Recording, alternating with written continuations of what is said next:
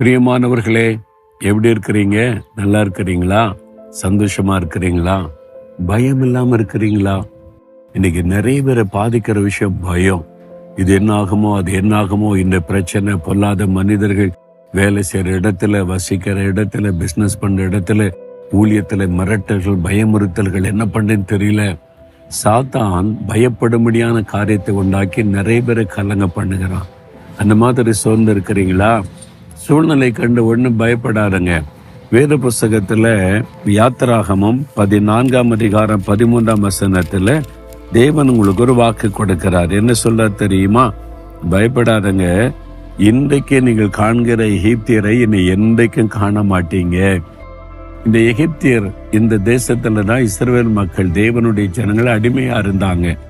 ரொம்ப சிறுமைப்படுத்தப்பட்டு கஷ்டப்பட்டு வேதனை அனுபவித்து அடிமைத்தனத்துல கலங்கினாங்க.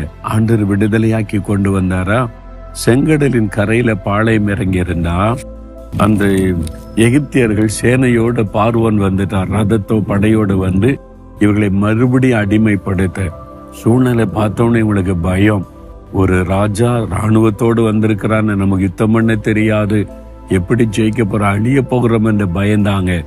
அப்பதான் ஆண்டவர் சொல்லார், பயப்படாதுங்க, இன்னைக்கு பார்க்கிற எகிப்தியரை இனி ஒரு நாள் நீங்க பார்க்க மாட்டீங்க. இதுவரை உங்களை பயமுறுத்தினாங்க, வேதனைப்படுத்தினாங்க, அடிமைப்படுத்தினாங்க, சிறுமைப்படுத்தினாங்க. எப்பவும் உங்களை அடிமைப்படுத்தலாம் நினைச்சு உங்களை அழிக்க வர்றாங்க. இனிமேல் அவங்களை நீங்க பார்க்கவே மாட்டீங்க. ஏன்னா நான் அவர்களை அழித்து நிர்மலமாக்கி உங்களுக்கு ஜெயம் தருவேன். இதுவரை உங்களை தொடர்ந்து வந்த ஆபத்துகள், நெருக்கங்கள், கடன் பிரச்சனைகள், பாடுகள், உபத்திரவங்கள், பொல்லாத மனிதர்கள், அதிகாரிகள், நெருக்கத்தை தருகிற மக்கள், பயமுறுத்தி உங்களை அழிக்க நினைக்கிறவர்கள், அன்று சொல்றார், என் மகனை பயப்படாத, என் மகளை பயப்படாத, இதுதான் நீ கடைசியா பார்ப்பது, இனி ஒரு நாள் பார்க்க மாட்டேன். நான் அவளை சிதறடித்து அழித்து உனக்காக யுத்தம் பண்ணி அற்புதம் செய்வேன்னு சொல்லி அதே மாதிரி கடலை 2ஆ பிளந்து அதுக்குள்ள தன் ஜனத்தை பாதுகாப்பாய் நடத்தி பார்வோனுடைய எகிப்தின் சேனையை கடலுக்குள்ளே அழித்து போட்டார். அதன் பிறகு அவளை தான் எகிப்தின் சேனை இல்லாமல் போனது. அதே காரியத்தை ஆண்டவர் உங்களுக்கு செய்வார். இப்படி ஊழிய பாதையில சிலர் எழும்பி அழிச்சிருவேன், ஊழியமே இல்லாம பண்ணிடுவேன், இன்னும் அவ்வளவுதான் மிரட்டினாங்க, பயமுறுத்தினாங்க, கலக்கத்தை கொண்டு வர்ற மாதிரி எல்லாம் செஞ்சாங்க.